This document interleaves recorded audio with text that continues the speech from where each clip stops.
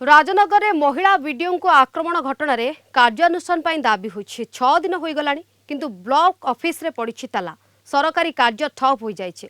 आज भी अनशन में बसिछंती सरपंच संघ और जिला परिषदर सदस्य माने ए पर्यंत जिलापाल और एसपी आंदोलनकारी आलोचना पाई आसी नथिबारु असंतोष व्यक्त करिछंती।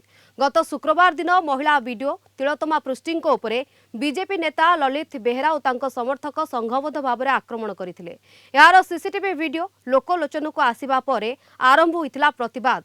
घटना परठारु वीडियो छुट्टी रे रहिछंती जे पर्यंत दोषी विरोध में दृढ़ कार्यानुष्ठान ग्रहण करा न जाइछि से पर्यंत आंदोलन जारी रहिबो।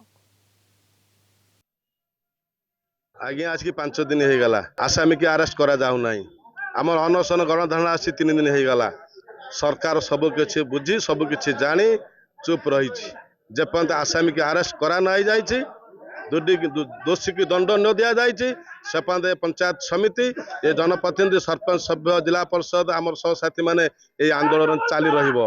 बीजेपी विधायक पार्टी जो अभावनीय घटना घटे